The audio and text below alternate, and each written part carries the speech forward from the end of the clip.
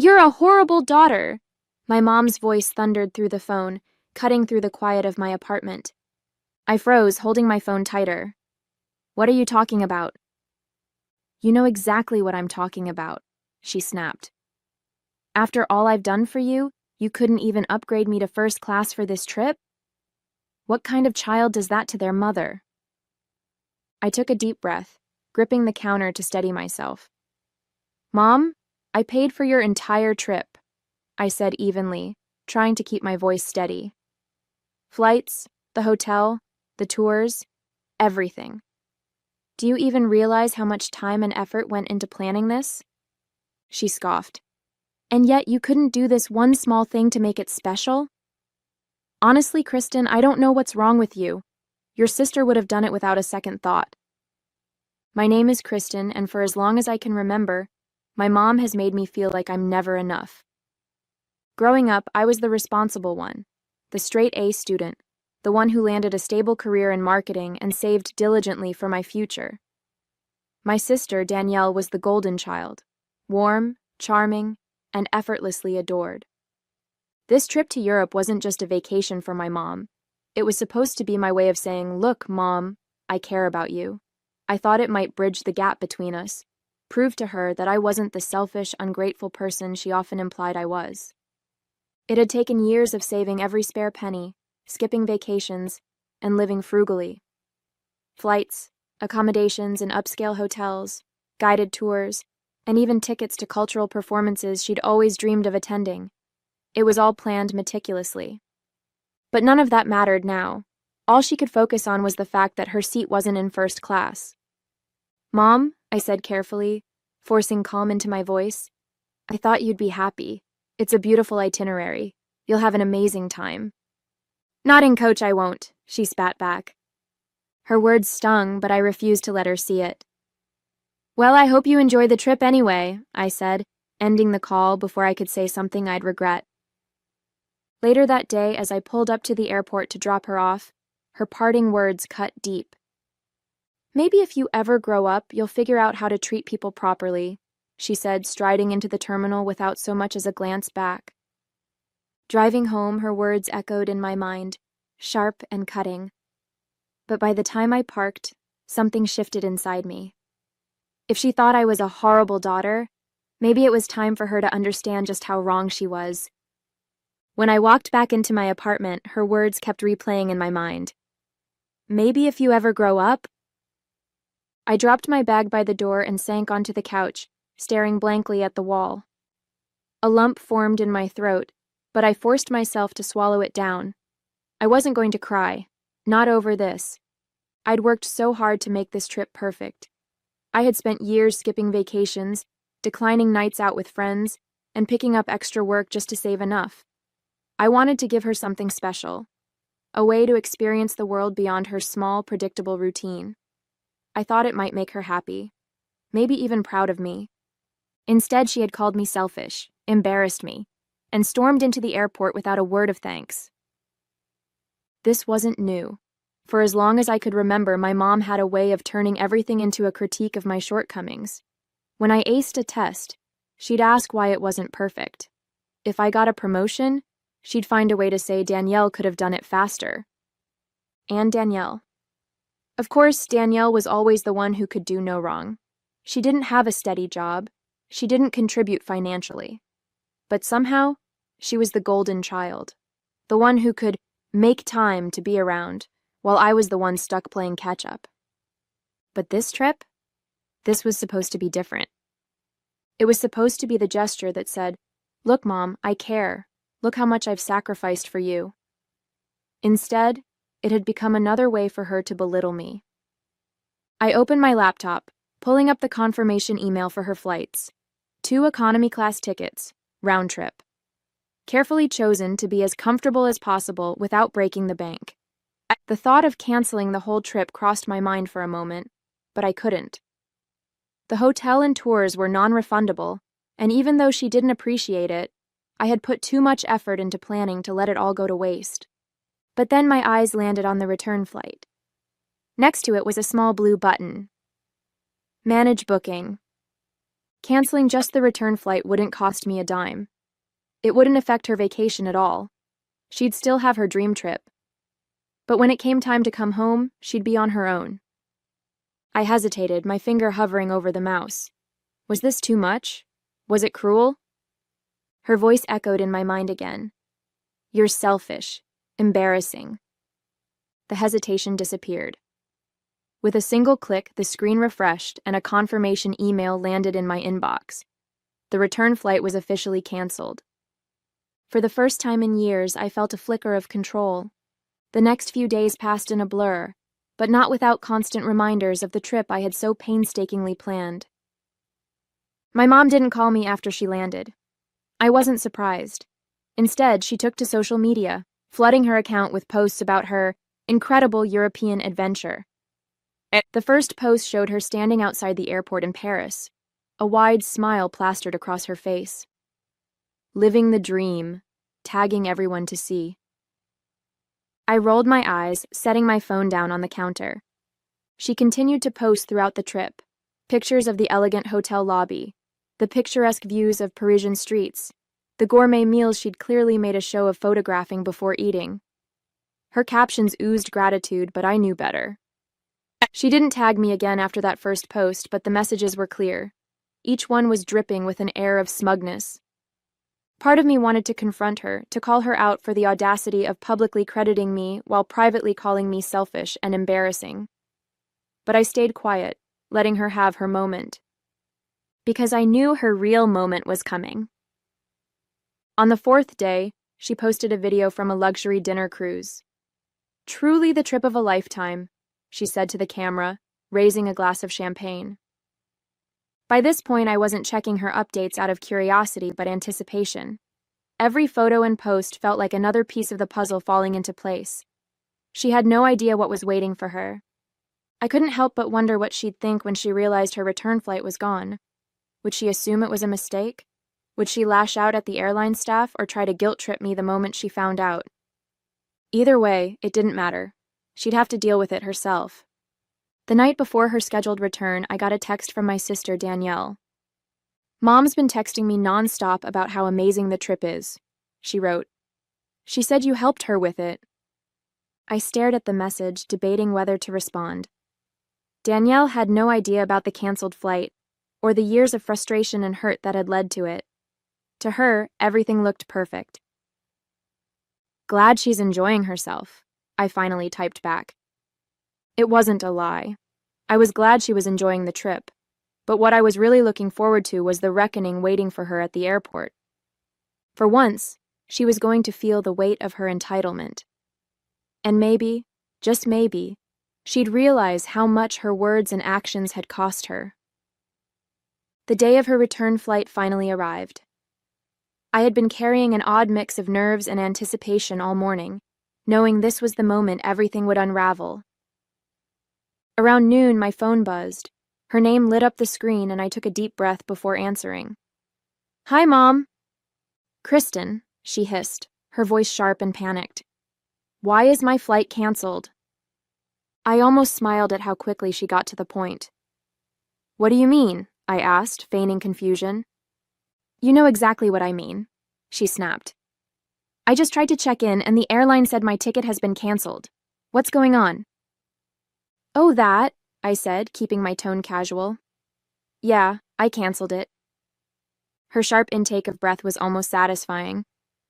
You canceled it? Why would you do that? Because, Mom, I began, keeping my voice calm and measured.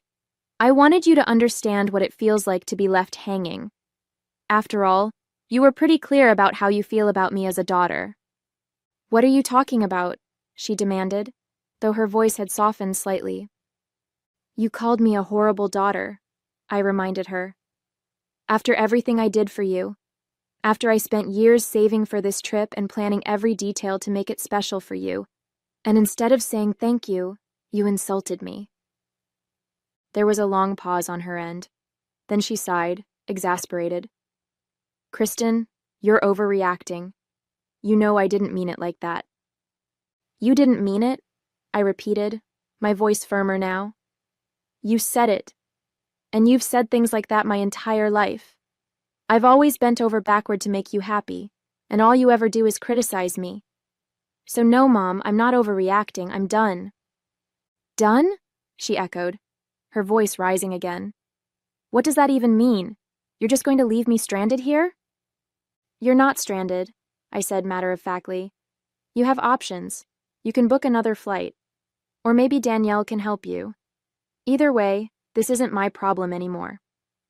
Her tone shifted quickly from anger to desperation. Kristen, please, I don't have the money for another ticket. I can't believe you do this to me. I'm your mother. I let her words hang in the air for a moment before responding. Figure it out, Mom. You've always told me to grow up and take responsibility for myself. Now it's your turn. Before she could say anything else, I ended the call and set the phone down. My heart was pounding, but there was a quiet satisfaction brewing underneath the nerves. I wasn't bending to her will anymore. The phone calls and messages started pouring in not long after our conversation ended. Kristen, you can't just leave me here like this, one voicemail screamed. Do you know how humiliating this is? I'm at the airport trying to explain to the staff why my flight doesn't exist, and they're looking at me like I'm crazy.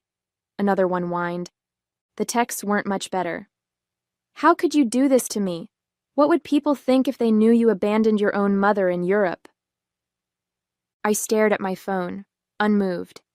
Each message felt like a desperate attempt to regain control, but they didn't carry the same weight they once did. By the afternoon, her tone shifted. The calls were less frequent, and the texts took on a pleading edge. Kristen, I'm sorry for what I said. I didn't mean it. Please, just help me get home. Do you want me to beg? Fine, I'm begging. I can't afford a new ticket and I don't know what to do. I read the messages carefully, trying to determine if she was being sincere or just manipulating me again. It was hard to tell. After years of emotional tug-of-war, I had learned not to take her words at face value. Still, a small part of me felt guilty. This was my mom, after all. She had given me life, raised me, and supported me in her own flawed way. Did she deserve this? But then I remembered her parting words at the airport. Maybe if you ever grow up, you'll figure out how to treat people properly. The guilt faded. By evening, the desperation in her messages reached its peak. Kristen, I'm sleeping on a bench at the airport. I have no way to get home and I can't stay here. Please, I'm begging you. For a brief moment, I almost picked up the phone, but then I reminded myself why I had done this. This wasn't just about the trip or the canceled flight. It was about the years of dismissal, the constant criticism, the way she made me feel small no matter how much I gave. If I let her off the hook now, nothing would change. Instead, I texted Danielle. Mom's having trouble getting home. If you want to help her, feel free. I'm done. Danielle called me immediately, sounding half annoyed, half concerned. Kristen, what's going on? Mom says you canceled her ticket? I did, I replied calmly. She called me a horrible daughter and treated me like garbage after I paid for this whole trip. I'm done bending over backward for her, Danielle. She can figure this out herself. Danielle sighed. I get it, but don't you think this is a bit much? No, I said firmly. This is exactly enough. The next morning, the texts stopped, and my phone was unusually quiet. For a moment, I wondered if she had managed to figure something out. Maybe Danielle had swooped in to save the day, or maybe my mom had found another way home. Either way, I wasn't going to be the one to check in on her. But then, just before lunch, my phone buzzed again. Kristen, she wrote, I don't know what else to say. I know I've hurt you, and I know I've been unfair. I just want to come home. Please. It was the most genuine message I had received from her in years.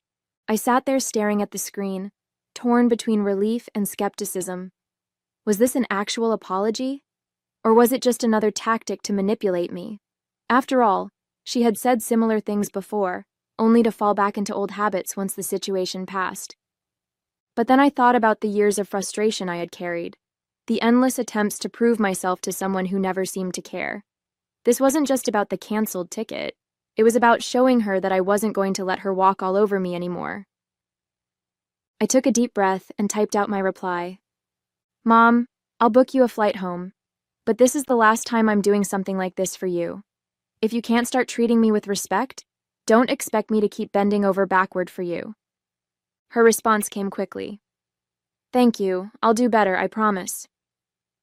I wasn't sure if I believed her, but I booked the ticket anyway. It wasn't about trusting her, it was about giving myself closure. I wasn't doing this for her anymore.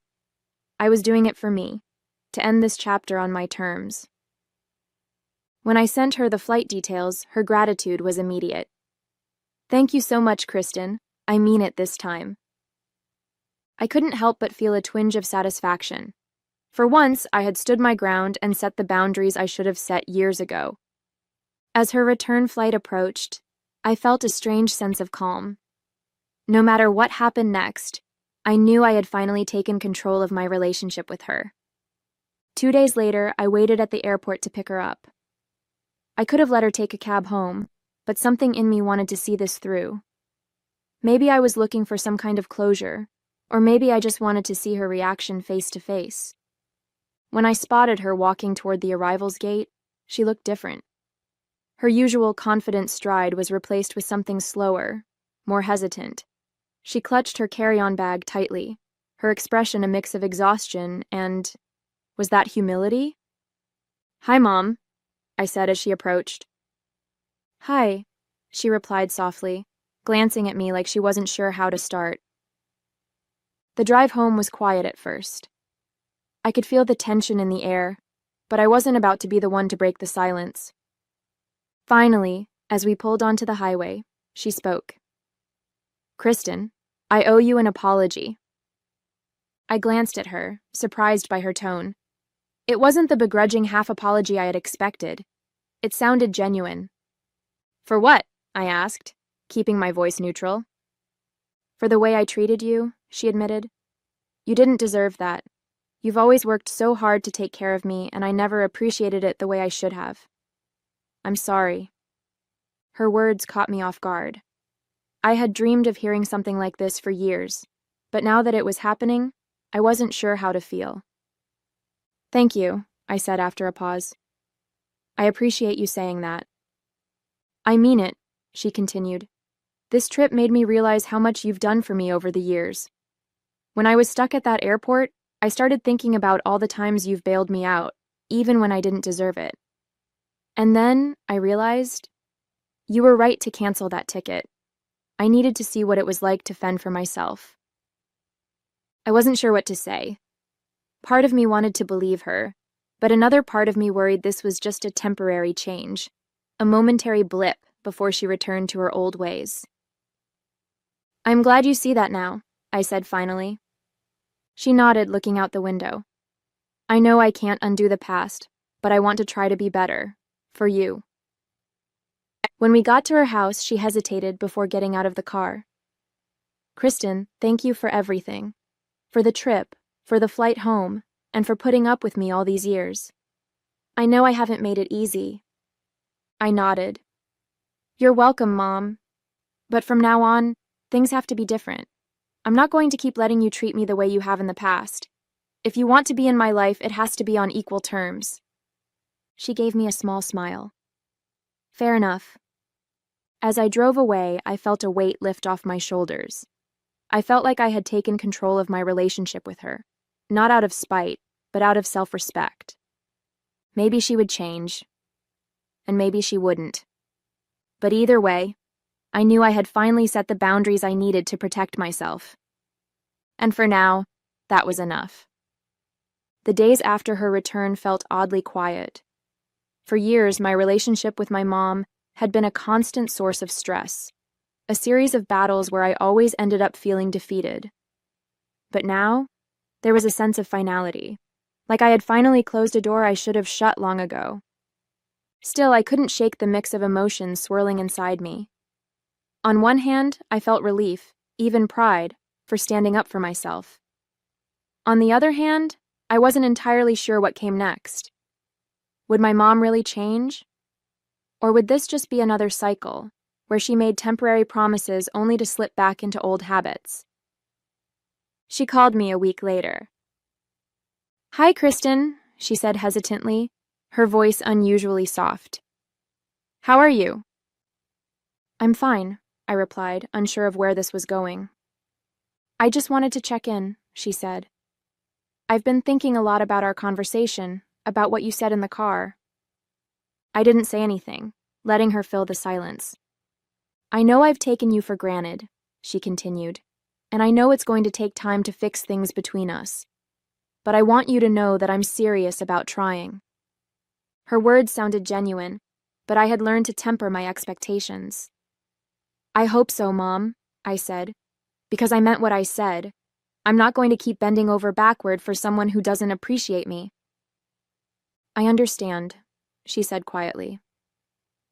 The next few months were a strange adjustment. My mom didn't call as often, and when she did, our conversations were more measured, even pleasant. There were no more passive-aggressive comments or guilt-laden requests. It wasn't perfect. There were moments when I caught glimpses of her old behavior, a snide remark here, a pointed comment there. But each time I held my ground, calmly reminding her of the boundaries I had set. To my surprise, she started catching herself. Sorry, she'd say, almost embarrassed. I didn't mean that. It was a small change, but it felt significant. Meanwhile, I began to focus more on myself. For years, so much of my energy had gone into trying to win her approval, to prove that I was enough. But now I realized I didn't need her validation. I started taking better care of myself, both physically and emotionally. I reconnected with friends I had neglected, pursued hobbies I'd always put off, and even started planning a vacation for myself. A real vacation, not one that revolved around pleasing someone else. I also spent more time with my sister, Danielle. She had always been close to my mom, but now she seemed to understand my side of things better. I think you did the right thing, she told me one evening over dinner. Mom needed that wake-up call, and honestly, I think it's made her a better person. The next time my mom called, it wasn't to ask for anything. I just wanted to say thank you, she said, for everything you've done for me. I know I haven't said it enough. Her words caught me off guard, but they felt different this time, less performative, more heartfelt. You're welcome, Mom, I said, smiling. Our conversation ended without tension or resentment. It wasn't a perfect relationship, and I knew it never would be, but it was a start. I felt like we were moving forward, not because I had bent to her will, but because I had finally learned to stand up for myself. The weeks after my mom's return marked a turning point, not just in our relationship, but in how I saw myself. For so long, I had tied my worth to her approval, bending over backward to please her, hoping that one day she'd see how much I cared. But now I realized something important. I didn't need her validation to feel whole. Setting boundaries wasn't just about protecting myself from her, it was about reclaiming my sense of self-worth. Our relationship wasn't perfect, but it was different. My mom was trying, in her own way. The sharp edges of her personality were still there, but they didn't cut as deep. She thought twice before making a comment, catching herself more often than not. And I was stronger. When she made a snide remark about my new haircut during one of our weekly calls, I didn't let it slide. I like it, I told her calmly, and that's what matters. She paused, then let out a small laugh. I guess it does. It wasn't much, but it was progress. More importantly, I stopped letting her opinions define me. I spent more time focusing on my own happiness, reconnecting with old friends, picking up hobbies I'd abandoned, and setting new goals for myself. I felt like I was living my life for me, not for her approval. And in that newfound independence, I found a piece I hadn't realized I was missing. It wasn't about whether or not she changed. It was about the fact that I finally had. A month later, I sat on my balcony with a cup of tea, watching the sun dip below the horizon. Life felt calmer now, less fraught with tension and constant second-guessing.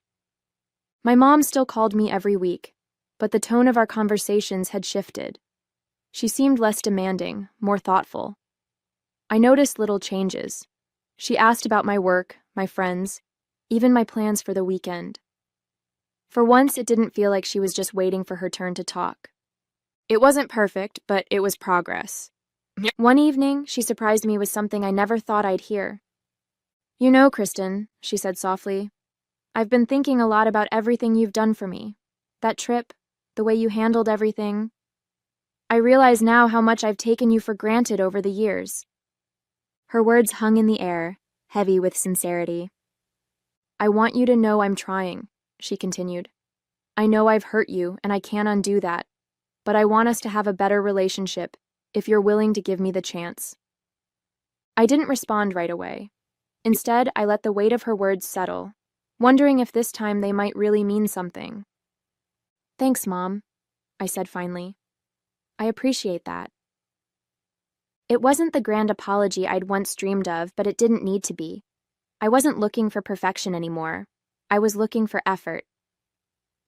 As I hung up the phone, I realized that while she might never change completely, I had. And that was enough.